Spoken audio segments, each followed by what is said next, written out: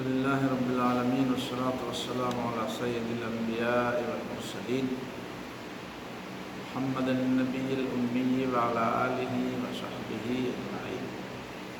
أما بعد، فعن أبي هريرة رضي الله تعالى عنه أن رجلا قال للنبي صلى الله عليه وسلم أوصني، فقال لا تغضب، فردد مرارا قال لا تغضب. یہ بخاری اور دوسری کتب احادیث طبرانی، ابن شیبہ اور دوسری کتابوں میں بھی حدیث نقل ہوئی ہے. حضرت ابو ہریرہ رضی اللہ تعالیٰ عنہ کی روایت ہے کہ نبی صلی اللہ علیہ وسلم کے سامنے ایک آدمی نے پوچھا ان رجلا، ایک آدمی نے پوچھا. اس آدمی کا نام مصنف ابن ابی شیبہ میں آیا ہے، وہ ہے جاریہ بن قدامہ. جاریہ بظاہر تو لڑکی کا نام لگتا ہے، لیکن کچھ نام ایسے ہوتے ہیں جو مشترک قسم کے ہوتے ہیں. ہمارے ہاں بھی کچھ نام ایسے ہیں جو لڑکیوں کے لیے بھی رکھتے ہیں، لڑکوں کے لیے بھی رکھتے ہیں. اس طرح شوکت، عظمت، لیاقت، ایمن، تو اس طرح کے نام ہیں جو لڑکوں لڑکیوں میں مشترک ہیں. سارے لوگ اس طرح رکھتے ہیں. اور طبرانی میں اس شخص کا نام ابو الدرداء رضی اللہ تعالیٰ. تو ممکن ہے کسی اور نے بھی پوچھا ہوں. نبی صلی اللہ علیہ وسلم سے اس نے کہا کہ اوصنی، مجھے وصیت کیجیے. وصیت کا مطلب یہ ہے کہ ایک ایسی بات مجھے بتائیے جو مختصر بھی ہو، جامع بھی ہو، اور بس میرے لیے وہ آخری بات ہو. اس کے بعد میں کسی سے پوچھنے کی ضرورت محسوس نہ کروں. سادہ سی بات ہے، اس کو وصیت کہتے ہیں. یعنی ایک آدمی جب مرتا ہے تو وہ وصیت کرتا ہے. اس کا مطلب یہ ہے کہ وہ پوری زندگی کا خلاصہ چند الفاظ میں وہ اپنے بچوں کو، اپنے بعد میں رہنے والے، اس کی زندگی کے بعد اس کے کام انجام دینے والے، اس کے وارث بننے والے، ان کے لیے وہ ایک مختصر سی بات کہہ دیتا ہے. اس کو وصیت کہتے ہیں. پھر وصیت کا مطلب تاکیدی حکم بھی ہے. تاکیدی حکم، ٹھیک ہے. یہ سارے معنی آپس میں ملتے جلتے ہیں. اللہ تعالیٰ اپنے بعض احکام کے لیے وصیت کا عنوان دیتا ہے. یوصیکم اللہ فی اولادکم، یوصیکم اللہ فی اولادکم. تو اللہ تعالیٰ تمہیں وصیت کرتا ہے. تو اللہ تعالیٰ کی آخری بات نہیں ہوتی. اس کا مطلب یہ ہے کہ وصیت جو کرتا ہے تو اس کا مطلب یہ ہے کہ وہ پوری زندگی کا خلاصہ اور نچوڑ اور بہت اہم بات کرتا ہے. بہت اہم بات اس کے نزدیک جو اہم ہوتی ہے. میرے ایک دوست تھے، وفات پا گئے. وہ کہتے تھے کہ ایک علاقے کا نام لیا، چلو علاقے کا نام میں نہیں لوں گا. کہتے کہ وہاں ایک آدمی مر رہا تھا تو بیٹوں نے اسے کہا کہ ہمیں وصیت کیجیے، بابا جی ہمیں وصیت کیجیے. تو اس نے کہا بیٹا یہ گنا جو ہے نا، یہ مردان کے مل والوں کو بیچو، تخبائی والوں کے مل والوں کو نہ بیچو. وہ 4 آنے سستا لیتا ہے. اور مر گیا. سانس لے سمجھ میں آتے ہیں. دا گنی چی کم دی کنا دا مردان کو شوگر مل خرسبے تخبائی والا مانے مور کا بیگا سلورنے ارزان لی اور مر گیا. یعنی اس کے نزدیک سب سے اہم بات یہ تھی کہ میرے بیٹوں کو 4 میں فائدہ ہو فی من. بس اس کے نزدیک یہ تو ضرف کی بات ہوتی ہے. تو اس شخص نے نبی صلی اللہ علیہ وسلم سے پوچھا اوصنی، اے اللہ کے رسول مجھے کوئی مختصر سی اور اہم بات فرمائیے. بس میں جا رہا ہوں کہیں یا مجھے ایک بات کی ضرورت ہے تو مجھے. فقال، تو نبی صلی اللہ علیہ وسلم نے فرمایا لا تغضب، غصہ مت کر، غصہ مت کر. ردد مرارا، پھر اس نے کہا مجھے وصیت کیجیے، تو نبی نے فرمایا لا تغضب، غصہ مت کر۔ پھر اس نے پوچھا مجھے وصیت کیجیے، تو پھر آپ نے فرمایا لا تغضب، غصہ مت کر۔ یہ حدیث ہے۔ اس حدیث کے اندر بھی بڑی باتیں ہیں۔ پہلی بات تو یہ ہے کہ نبی صلی اللہ علیہ وسلم کے نزدیک کیا غصہ نہ کرنا بس ساری باتوں کا، سارے اسلام کا خلاصہ یہی ہے۔ یہ بات تو نہیں کہ لا تغضب، لیکن اس کا مطلب یہ ہے کہ نبی صلی اللہ علیہ وسلم ایک آدمی کو دیکھتے تھے کہ اس آدمی کے اندر خامی کیا ہے، تو اس خامی کے حوالے سے اس کو وصیت کرتے تھے یا اس کی تربیت کرتے تھے۔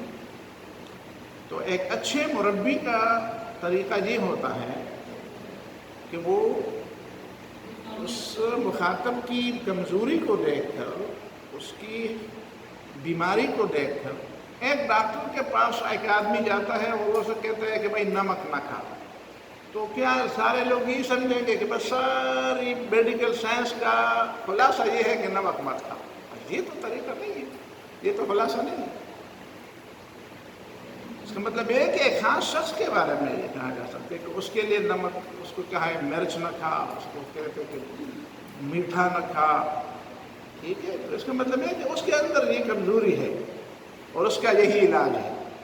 تو رسول اللہ صلی اللہ علیہ وسلم ایک طبیب، ایک ماہر طبیب کو بھی یہی ہدایت ہے اس کی کہ مریض کو دیکھو اس کی مرض کے مطابق اس کو، اور خود بھی اسی طرح ماہر طبیب کی طرح۔ تو پہلی بات تو یہ ہوئی کہ مخاطب کی حالت کو دیکھ کر اس کو سمجھایا جاتا ہے۔ اس کا یہ مطلب نہیں ہے کہ ایک آدمی یہ کہے کہ پیغمبر صلی اللہ علیہ وسلم کی پوری تعلیمات کا خلاصہ یہ ہے کہ لا تغضب۔ یہ پوری تعلیمات کا خلاصہ نہیں ہے۔ پوری تعلیمات کا خلاصہ تو ایمان ہے، اتباع سنت ہے، فکر آخرت ہے، اتباع رسول ہے، قرآن کا اتباع ہے، دین کی سمجھ ہے، علم ہے، اخلاص ہے، تقوی ہے، احسان ہے، یہ ساری چیزیں ہیں۔ حرام و حلال کی تمیز ہے، جد و جہد ہے، جہاد فی سبیل اللہ ہے، یہ ساری چیزیں۔ غصہ غصے کی دو قسمیں ہیں، ایک ہے غضب للہ اور ایک ہے غضب للدنیا۔ یعنی غصہ کس لیے انسان کو آتا ہے؟ یا تو اس کے اسباب دنیاوی ہیں یا اس کے اسباب دینی ہیں۔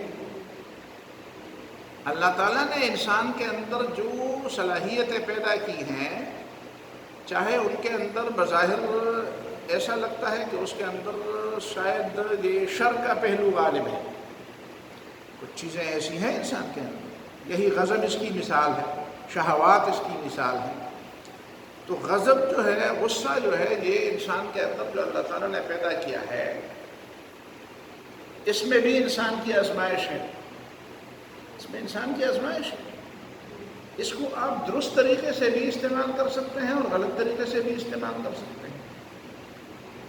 اب جو نبی صلی اللہ علیہ وسلم نے اس شخص کے بارے میں کہا کہ وہ غصہ نہ کرے، تو اس کا مطلب یہ ہے کہ اس میں دنیاوی غضب کا رجحان تھا، دنیاوی غضب کا رجحان تھا۔ کسی شخص کے اندر، چاہے وہ اچھا آدمی ہو، کوئی نہ کوئی، مثلا بعض لوگوں کے اندر وہ حمیت ہوتی ہے، یعنی قومی حمیت ہوتی ہے، دوسروں کی بنسبت تھوڑی سی زیادہ ہوتی ہے، علاقائی قبائلی عصبیت، قبائلی حمیت۔ ہم نے ایسے اچھے اچھے لوگ دیکھے ہیں، تاریخ کے اندر بھی ہے، روایات کے اندر بھی ہیں کہ اچھے اچھے لوگ ہیں لیکن ان کے اندر قبائلی، قومی، لسانی، وطنی عصبیت ہوتی ہے۔ اور کچھ لوگ تو اس کے لیے بڑے بڑے دلائل ڈھونڈتے ہیں۔ میں نے اشارے میں کسی کے بارے میں بات کی، لیکن شاید آپ کو جب اس کے بارے میں علم نہیں ہے، ہندوستان کے کچھ بڑے لوگ تھے، ٹھیک ہے، ان میں غصہ بہت زیادہ تھا، تو ان کے شاگردوں نے ان کے غصے کی تعویل کے لیے کہا کہ یہ مطلب ہے کہ یہ اس کا مطلب ہے کہ اس کے لیے تعویل ہے کہ یہ شاید حالات کا تقاضا ہے، فلان ہے، فلان، مطلب ہے کہ اس طرح لوگ اپنے لوگوں کے دفاع کے لیے دور کی کوڑیاں بھی لاتے ہیں۔ کسی دوسرے کی چھوٹی سی غلطی کو بھی پہاڑ بنا کر پیش کرتے ہیں، اور اپنے اپنے لوگوں کی بڑی بڑی غلطیوں پر بھی وہ پردہ ڈالتے ہیں۔ تو یہ عصبیت ہے، یہ عصبیت ہے، ٹھیک ہے۔ تو خدا کے لیے غصہ نہ آنا یہ تو حد درجہ ایک قسم کی دینی حمیت سے خالی ہونا ہے۔ جس کے اندر دینی حمیت نہ ہو، دینی غیرت نہ ہو، وہ جہاد کیا کرے گا؟ خواب کرے گا جہاد؟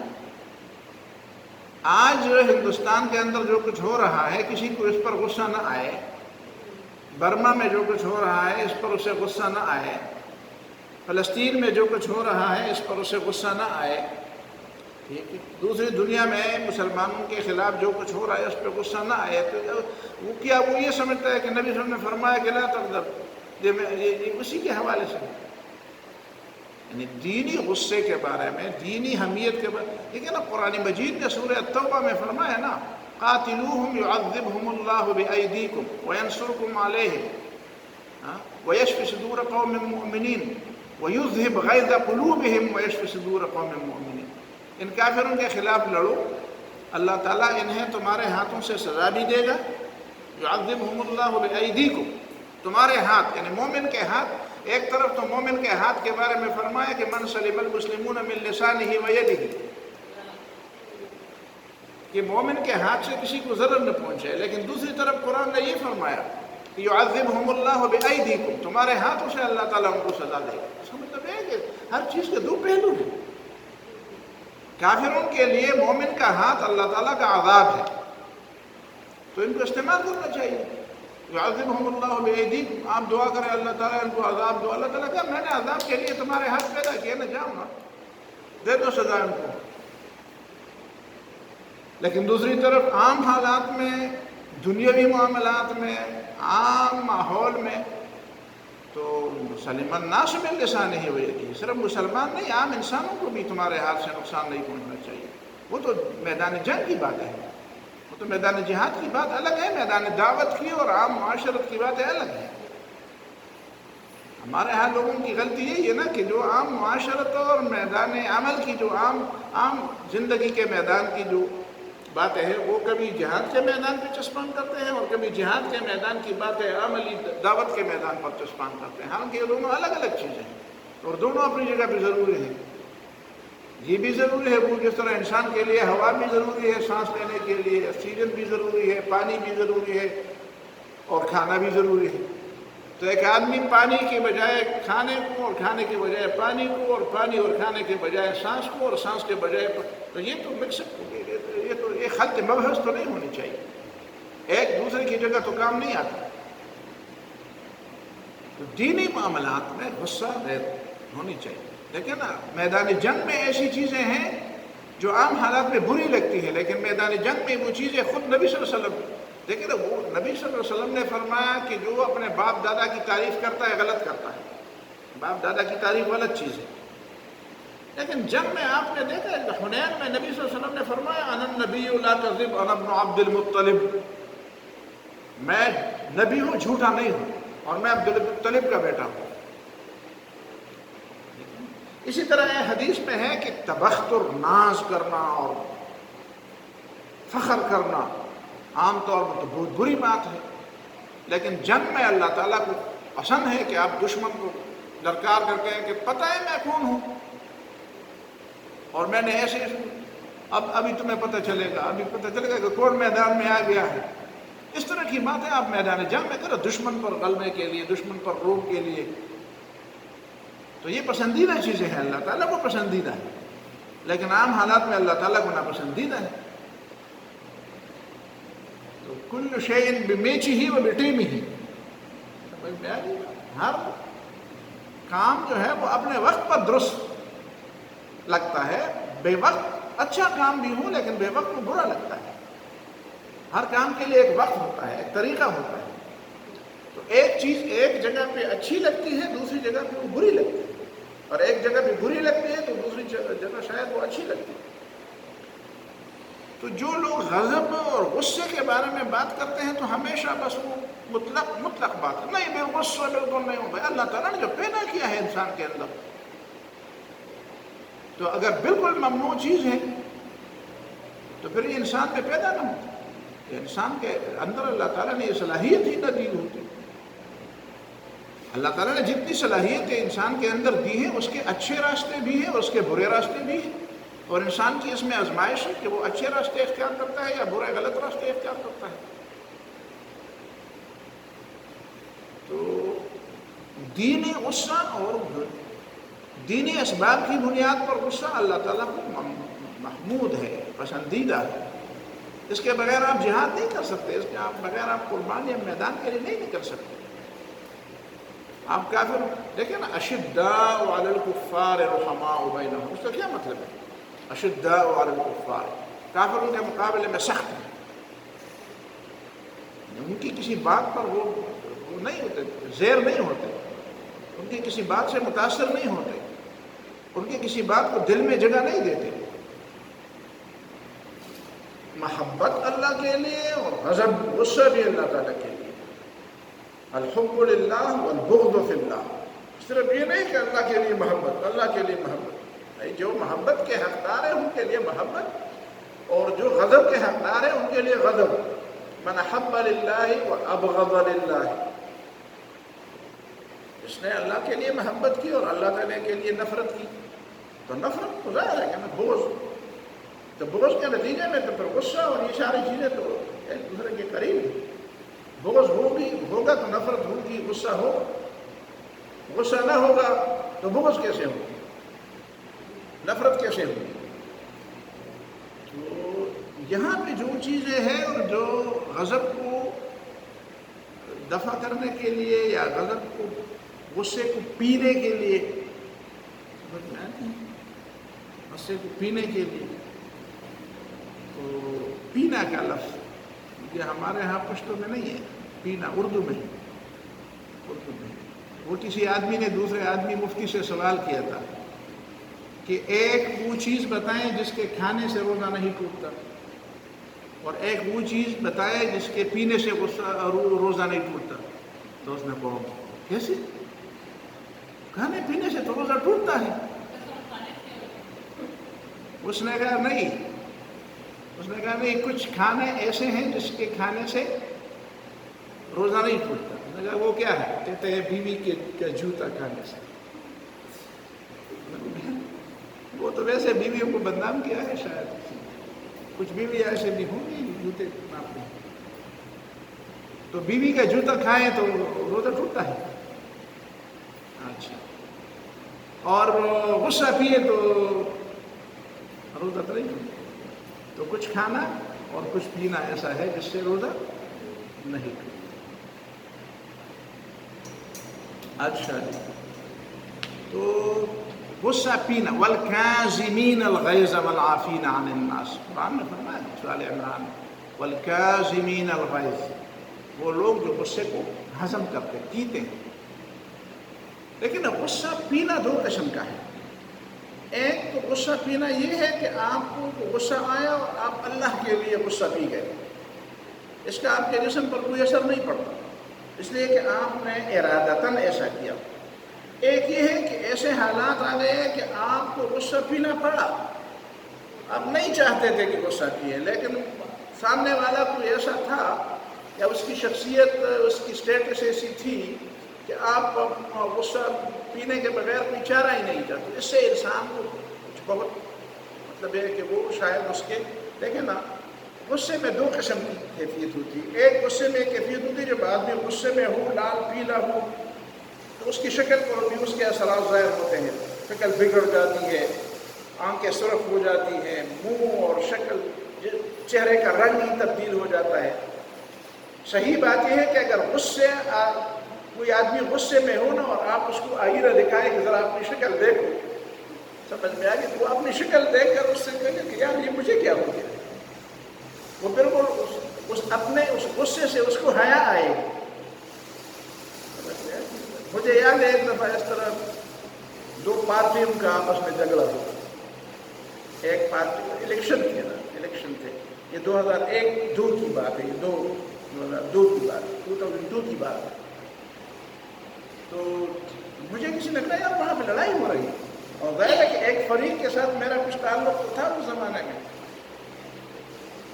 تو میں جا کر میں وہ سامنے والا جو دوسرا فریق تھا نا، اس میں سے جو سب سے زیادہ جھگڑالو آدمی تھا، میں جا کر اس کے سامنے کھڑا ہوا. میں نے کہا یار اپنی شکل کو دیکھو، یہ غصے میں انسان کی جو شکل ہوتی ہے، تم اپنی شکل دیکھتے ہو؟ تم نے اپنی شکل دیکھتے؟ اب اس نے جھولی بھی پتھروں سے بھری ہوئی ہے، اس کے ہاتھ میں بھی 2-4 پتھر ہیں، اور وہ اس طرح غصے سے بھرتا. اور اچھا، تو میں نے اس کا تعلیم یافتہ آدمی ہوں. تعلیم یافتہ آدمی ایسا ہوتا ہے، بالکل اس کو سارے لوگ مجھے دیکھ رہے ہیں کہ یہ تو بلا کے منہ میں جا رہا ہے. تو میں نے اس کو بالکل یہ کیا ہے، تمہارے ساتھ یہ چیزیں مناسب لگتی ہیں؟ اس نے وہ جھولی والے پتھر بھی پھینک دیے. میں نے کہا یہ ہاتھ والے بھی پھینک، وہ بھی پھینک. میں نے اس کو ہاتھ سے پکڑا، میں نے کہا آ جاؤ. ان کے کیمپ میں جا کر میں جہاں پہ بیٹھ گیا. میں نے کہا پانی لاؤ. تو لوگ آئے پانی لے. میں نے کہا پانی پیو. پانی پی لیا، کہ پورا گلاس خالی کر دیا. پھر میں نے کہا چلو چائے لاؤ، میں بھی پیوں گا. تو لوگوں نے کہا یہ آپ نے عجیب کام کیا. میں نے کہا یہ آپ لڑنے والے کے مقابلے میں اسی طرح لڑتے ہیں تو کرتے، ظاہر ہے کہ وہ تو غصہ کریں گے. آپ لڑے بغیر وہاں پہ جائیں تو پھر. تو مطلب میرا یہ ہے کہ غصہ جو ہے وہ آدمی کی شکل کو بگاڑ دیتا ہے، ٹھیک ہے. لیکن اگر آدمی غصہ پی لیتا ہے تو 2 قسم کا ہے. یا تو وہ پی لیتا ہے اس وجہ سے کہ اس کا بس نہیں چلتا، اس کے بس میں نہیں ہے کہ وہ اپنا غصہ نکالے. کچھ کہے اس کو، مطلب تھپڑ مارے، کوئی پتھر مارے، کوئی گالی دے، کوئی اس طرح کے الفاظ کہے جس سے اس کا غصہ ٹھنڈا ہو، بس خاموش ہو جاتا ہے. اس کا مطلب یہ کہ وہ پی لیتا ہے. پی لینا کا مطلب یہ ہے کہ پھر اس پینے کے اثرات اس کے اندرون پہ جا کر پڑتے ہیں. اس کا رنگ بھی پیلا پڑ جاتا ہے، درد پڑ جاتا ہے. دیکھیں نا، یہ ایک نفسیاتی چیزیں ہیں. رنگ بالکل تبدیل ہو جاتا ہے. غصہ آنے میں اور غصہ پینے میں دونوں میں بڑا فرق ہے. اور اگر آپ خدا کے لیے غصہ چھوڑ دیتے ہیں تو آپ اسناد بنتے ہیں. آپ غصہ پیتے ہیں لیکن اس کے وہ اثرات نہیں ہوتے آپ کے جسم کے اوپر، جو قسم پرسی، جو مجبوری کی حالت میں غصہ پینے کے جو اثرات ہوتے ہیں.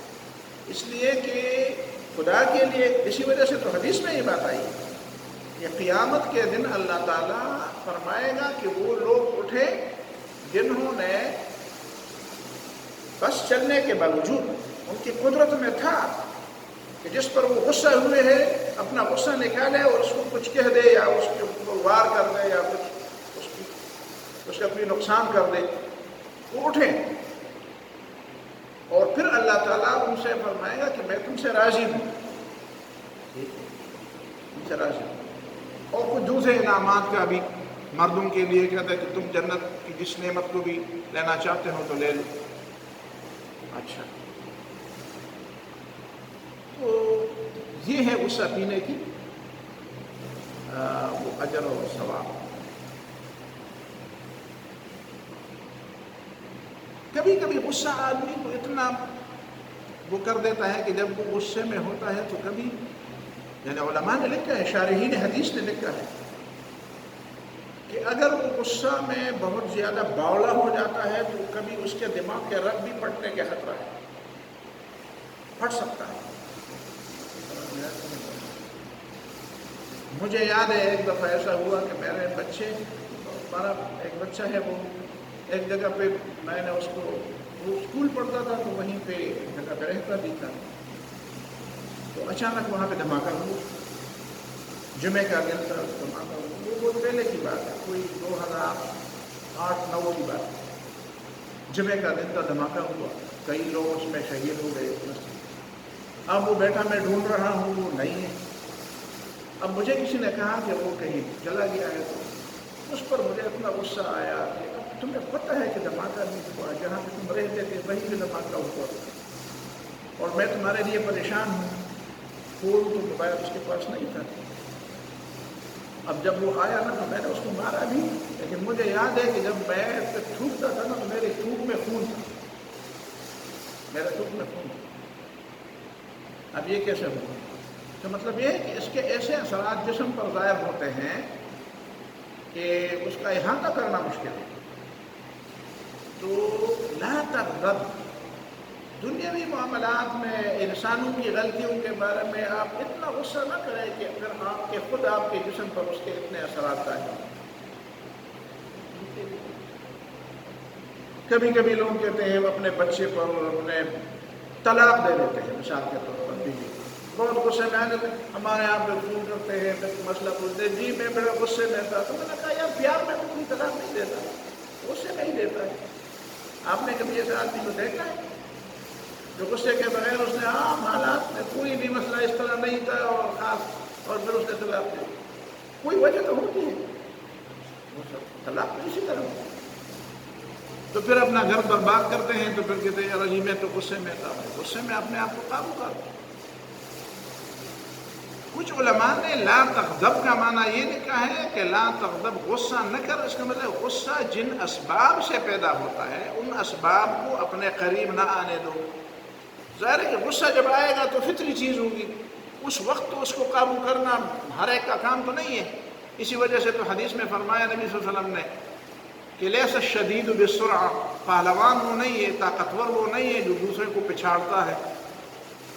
انما الشدید الذی یملک نفسہ عند الغضب، پہلوان وہ ہے، طاقت والا قوت والا وہ ہے جو غصے کے وقت اپنے آپ پر قابو رکھے۔ تو غصے کے وقت اپنے آپ پر قابو رکھنا یہ بہت مشکل کام ہے۔ اسی وجہ سے لوگوں نے کہا نا کہ میدان جنگ میں جنگ کرنا اور موت کے لیے اپنے آپ کو پیش کرنا اتنا مشکل نہیں ہے جتنا عام حالات میں اپنے نفس کے اوپر فتح حاصل کرنا جتنا مشکل ہے۔ دشمن پر فتح کرنا حاصل کرنا بھی بہت مشکل کام ہے، اس لیے تو سارے مسلمان آج ڈرے ہوئے ہیں، اس فتح کے لیے میدان میں نکلتے ہی نہیں ہیں، تو مشکل کام ہے۔ لیکن اس سے بھی بڑھ کر مشکل کام کوئی کم مشکل وہ نہیں ہے کہ آدمی اپنے غصے پر اور اپنے آپ پر قابو پائے، خود پر قابو پانا، خود کو فتح کرنا، یہ بہت بڑی بات ہے کہ آدمی کی زبان، اس کے خیالات، اس کی سوچ، وہ سارے اس کے جو شہوانی اور جو غضب کی قوتیں ہیں وہ سب اس کے قابو میں ہوں۔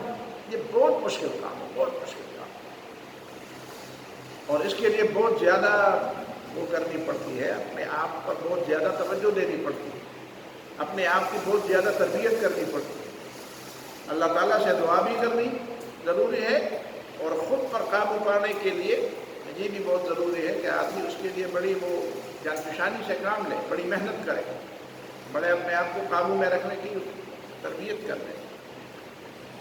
تو یہ چیزیں ہیں۔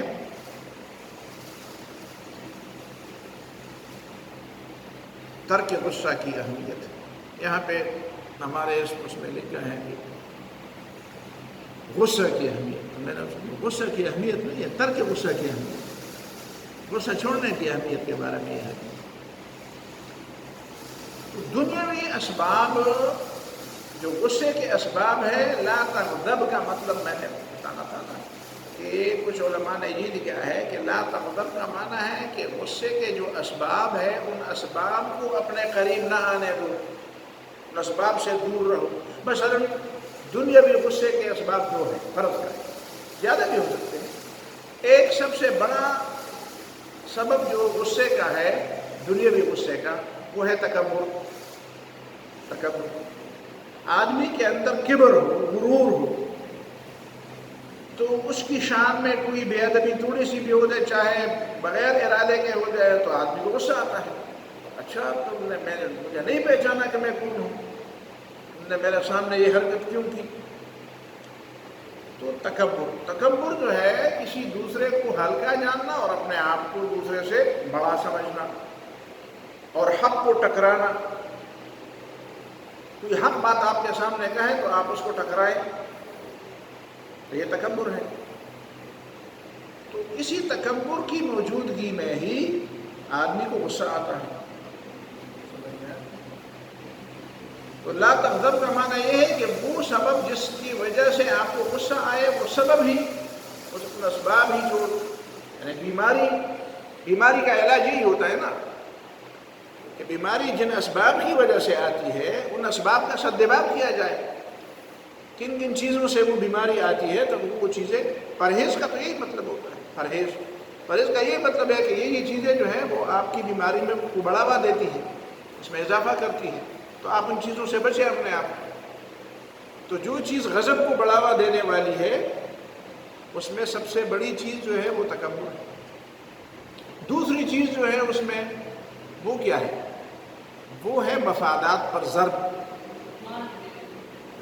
کہ آپ کے مفادات پر آپ کی کچھ مفادات ہیں، کچھ چیزیں ہیں جس کے ساتھ آپ کا تعلق ہے اور آپ سمجھتے ہیں کہ یہ میری ہے یا میرے لیے ہے یا میرا اس میں فائدہ ہے یا میرا اس کے اوپر حق ہے، اور کوئی دوسرا آ کر کوئی ایسی حرکت کوئی ایسی بات کہہ دیتا ہے کہ آپ سمجھتے ہیں کہ اس کی بات کی وجہ سے میرے مفاد پر ضرب پڑتی ہے، زد پڑتی ہے، میرے مفاد کو ٹیس پہنچتی ہے، نقصان پہنچ سکتا ہے، تو آپ کو غصہ آتا ہے کہ اچھا تو میرے راستے میں رکاوٹ ڈالتا ہے، تو چاہتا ہے کہ مجھے یہ فائدہ نہ ملے یا یہ فائدہ تمہیں مل جائے، یا تو چاہتا ہے کہ مجھے یہ حق نہ ملے میرا حق تجھ کو مل جائے، تو چاہتا ہے کہ میرے فائدے میں یہ کمی ہو جائے، میرے لیے یہ نقصان مجھے پہنچ جائے۔ تو مفادات پر جہاں پہ ضرب پڑتی ہو تو اس کا مطلب یہ ہے کہ آدمی جو ہے وہ ناجائز مفادات سے اور مظلومہ قسم کے مفادات سے، آپ کی سوچ میں یہی ہے کہ مطلب میں اس طرح کروں گا تو اس طرح ہو جائے گا، ضروری تو نہیں ہے کہ وہ چیز آپ کو یقیناً اس طرح مل جائے۔ یہ جو تنافس ہوتی ہے نا، تنافس کہ تم بھی بھاگ رہے ہو میں بھی بھاگ رہا ہوں اور میں آپ کو پیچھے دھکیل دوں تاکہ میں آگے چلا جاؤں، یہی تو تنافس ہے، یہی تو یہ ہے کہ میں آپ کو اگر پیچھے نہ دھکیلوں تو میں آگے نہیں جا سکتا۔ تو یہ کام چھوڑنا چاہیے، آپ بھی دوڑے وہ بھی دوڑے، شاید آپ سب جیت جائیں۔ یہ تو ضروری نہیں ہے نا کہ آپ کی جیت جو ہے کسی دوسرے کی ہار میں چھپی ہوئی ہو۔ اللہ کی دنیا بڑی وسیع ہے اور اللہ تعالیٰ کی رحمت بھی بڑی وسیع ہے، اور دنیا میں اسباب بھی بڑے وسیع ہے۔ ان ارض اللہ واسعہ، اللہ کی زمین بڑی کھلی ہے۔ تو آپ کسی دوسرے کو اپنے مفاد کے لیے مضر کیوں سمجھتے ہیں کہ میں نے یہاں بھی دکان کھولی ہے تو تم دکان نہ کھولو اس لیے کہ میری دکانداری پھر خراب ہو جائے گی؟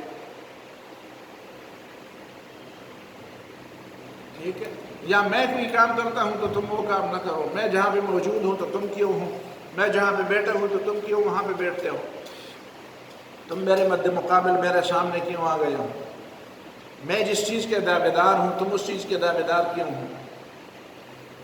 ٹھیک ہے، تو یہ چیز آخری بات اس سلسلے میں یہ ہے، آخری بات کہ ہمارے اس دور کے اندر لوگوں کی ذہنیت ایسی بن گئی ہے کہ وہ کہتے ہیں کہ بس بالکل غصہ نہیں ہونا چاہیے، آپ بڑے اچھے آدمی ہیں اور آپ کا درس بھی بڑا اچھا ہے لیکن آپ غصے آتے ہیں، آپ غصے ہو جاتے ہیں، آپ سے کوئی پوچھے تو آپ کو غصہ آتا ہے۔ ظاہر ہے کہ دیکھیں اگر دین کے معاملے میں کسی کو غصہ نہ آئے تو اس کا مطلب یہ ہے کہ دنیا کے معاملات میں تو ہم یہ کہتے ہیں کہ جو اسباب غصے کے ہیں وہ چھوڑ دو اس لیے کہ وہ اسباب غلط ہیں۔ اب اگر دین کے معاملے میں مجھے غصہ نہ آئے، کوئی نعوذ باللہ خدا کی گستاخی کرے، کوئی پیغمبر کی گستاخی کرے، کوئی اسلام کی نعوذ باللہ توہین کرے، کوئی اسلامی احکام کی توہین کرے اور مجھے غصہ نہ آئے تو اس کا مطلب یہ ہے کہ اسلام کے ساتھ جو میری وابستگی ہے نعوذ باللہ وہ غلط ہے، میں اس کو چھوڑوں۔ جس طرح اگر دنیا میں دنیاوی معاملات میں مجھے غصہ آئے تو آپ مجھے کہتے ہیں کہ تکبر کی وجہ سے آپ کو غصہ ہے، تو تکبر تو نہیں ہونا چاہیے نا، تو مجھے تکبر چھوڑنا چاہیے تاکہ مجھے غصہ نہ آئے۔ تو اسی طرح کیا میں دین کے معاملے میں جو غصہ مجھے آتا ہے وہ اسی وجہ سے آتا ہے کہ دین کے ساتھ میری وابستگی ہے۔ اب اللہ تعالیٰ کی ذات اور اللہ تعالیٰ پر ایمان مجھے ساری دنیا سے عزیز ہے، ساری دنیا سے زیادہ پسندیدہ ہے، ساری دنیا سے زیادہ محبوب ہے۔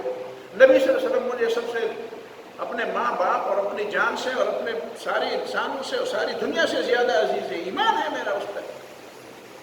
اب وہ نبی صلی اللہ علیہ وسلم کی شان میں کوئی گستاخی ہوتی ہے، خدا کی شان میں ہوتی ہے، اسلام کی شان میں ہوتی ہے، قرآن کی شان میں ہوتی ہے، ایمانیات کے معاملے میں ہوتی ہے، حدیث کی شان میں گستاخی ہوتی ہے، تو کیا میں غصہ نہ کروں؟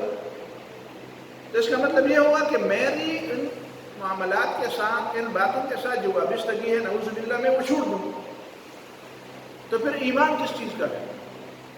لوگوں کو یہ بات بھی عجیب نہیں، اور فلان آدمی نے اس کے سامنے کوئی جو بھی بات کرے اسے غصہ نہیں آتا، اسے بالکل غصہ بھائی اس کا ایمان کے ساتھ کوئی رابطہ نہیں ہے، اسے ایمان عزیز نہیں ہے، اسے پیغمبر کی زندگی اور پیغمبر صلی اللہ علیہ وسلم کی حیثیت اور ان کی عظمت اور ان کا تقدس ان کے نزدیک کوئی ایمان نہیں رکھتا، تو کیا میں بھی ایسا بنوں؟ اگر پیغمبر کا تقدس، اگر اسلام کا تقدس، اگر خدا کا تقدس، اللہ کے نام و صفات کا، اللہ کے کلام کا تقدس، نبی صلی اللہ علیہ وسلم کی باتوں کا، احادیث کا تقدس، یہ کوئی معنی نہیں ہے، تو پھر ایمان کا کیا مطلب ہے؟ تو یہ توقع رکھنا کہ میرے سامنے نعوذ باللہ گستاخی ہو جائے پیغمبر کے بارے میں یا دین کے بارے میں، اور آپ مجھے یہ تعلیم دے کہ آپ غصہ نہیں آنا چاہیے، غصہ نہیں آنا چاہیے۔ انسان کے حیا کے بارے میں ہمارے لوگوں کو عام طور پر دنیا میں کہتے ہیں یار یہ مکھ معافی، پختونوں کے دماغ میں کوئی وہ نہیں ہے، دماغ میں نہیں، کھوپڑی میں دماغ نہیں، کیوں؟ ان کی ماں کو گالی دو تو یہ بس مرنے مارنے پر تیار ہوتے ہیں، ان کی بہن کو بری نظر سے دیکھو تو یہ مرنے مارنے پر تیار ہو جاتے ہیں، ان کی عزت پر ہاتھ ڈالو تو مرنے مارنے پر تیار ہو جاتے ہیں۔ اس کا مطلب یہ ہے کہ یار یہ تو ایک حیا والی بات ہے۔ آپ کیا سمجھتے ہیں کہ کسی آدمی کی حیا پر کوئی ہاتھ ڈالے تو کہتے ہیں کہ یار بس غصہ نہیں ہونا چاہیے، غصہ نہیں ہونا چاہیے۔ اس کا مطلب یہ ہے کہ لا تغضب کا مطلب یہ ہے کہ دنیاوی معاملات میں آپ کو اتنا حساس نہیں ہونا چاہیے، پر یہ دنیا آنی جانی چیز ہے، آپ دنیا کے مفادات کو اتنا عزیز نہ سمجھے کہ اس سے خواہ ایک مسئلہ اپنے لیے بھی کھڑا کر دے اور دوسروں کے لیے بھی کھڑا کر دے۔ لیکن دین کا معاملہ تو ایسا نہیں ہے، دین کا معاملہ تو یہ ہے کہ دین کے لیے تو آپ نے سر دڑ کی بازی دینی ہے۔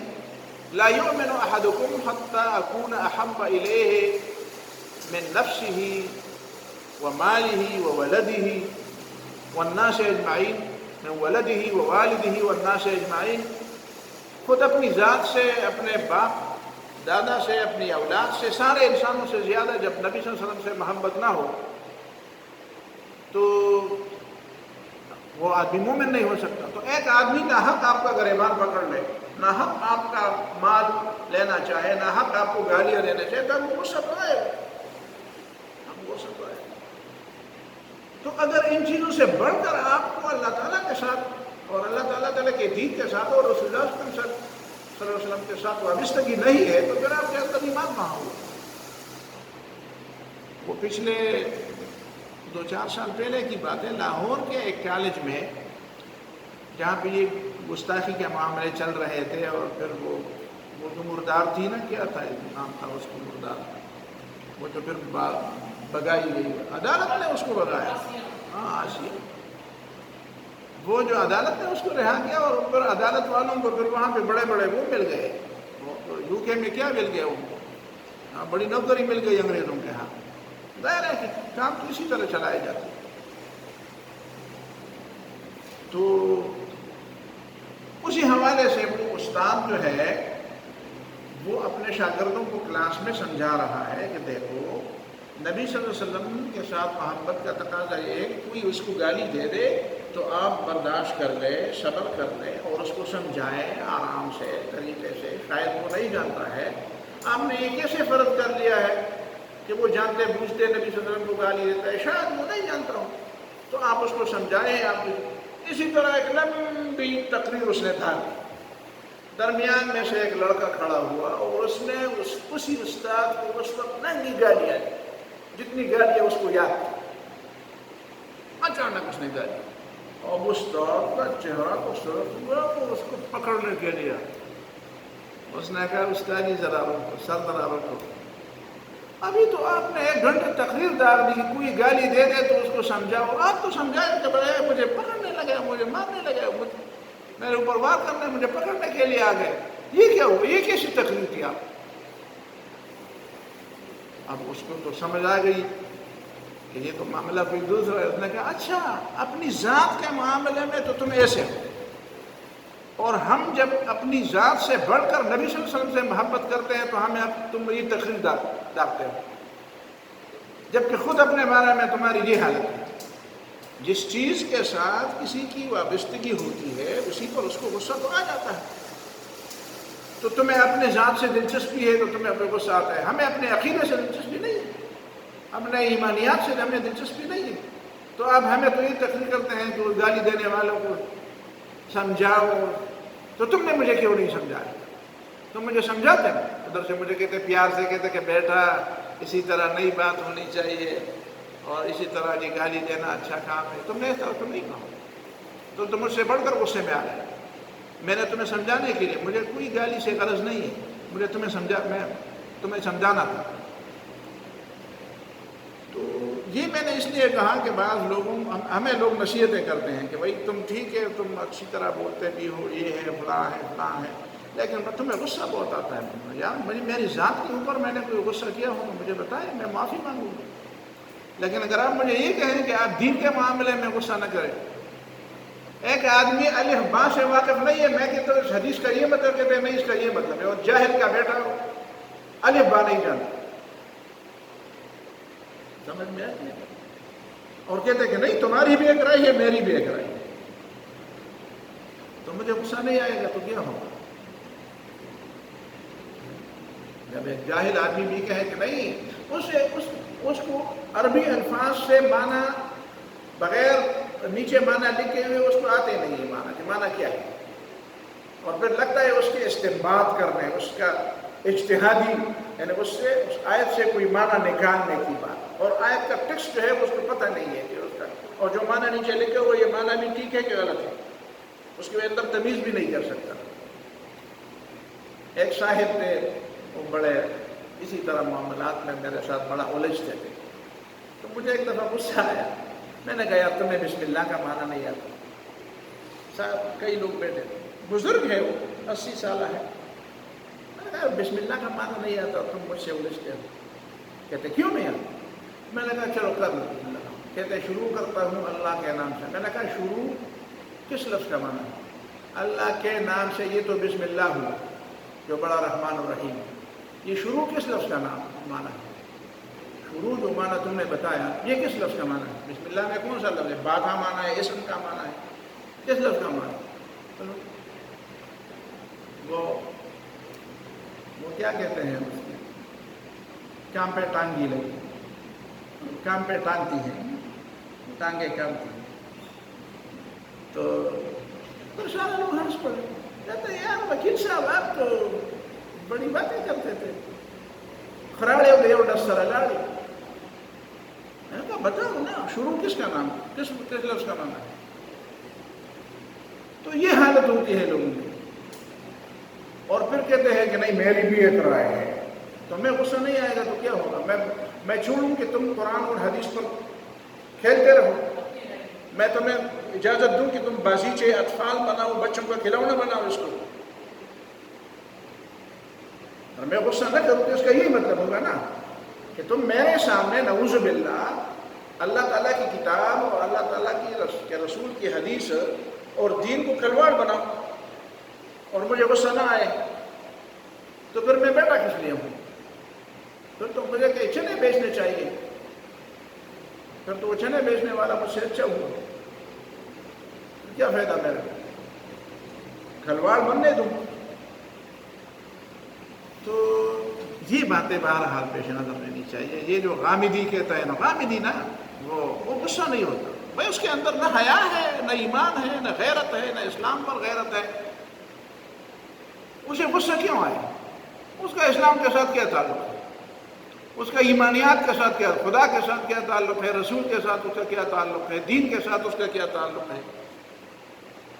اسلامی علوم کے، حیا کے ساتھ، حرام حلال کے ساتھ اس کا کیا تعلق ہے؟ وہ تو چاہتا ہے کہ لوگ اس کو مذاق بنائے اور وہ بھی اس میں شریک ہو. وہ اجازت دے لوگوں کو کہ ہاں کھلواڑ بناؤ، کھیلو اس کے ساتھ، مذاق بناؤ، میں بھی تمہارے ساتھ ہوں، لیکن میرا طریقہ دوسرا ہے اور تمہارا طریقہ، وہ تو یہی چاہتا ہے۔ وہ کہتے ہیں میں اپنے طریقے کے ساتھ کھلواڑ کرتا ہوں، تم اپنے طریقے سے کے ساتھ کھلواڑ کرو۔ وہ تو خوش ہو جاتا ہے کہ جو اس پر اعتراض کرتا ہے کہتے ہیں یہ بھی میرا ساتھی ہے۔ تو آپ کو ساتھی مل جائے تو آپ خوش نہیں ہوں گے، اس کو ساتھی مل جاتا ہے، وہ سمجھ جاتا ہے کہ یہ بھی میرے طرح ہے، میری فکر کا آدمی ہے، تو خوش ہو جاتا ہے۔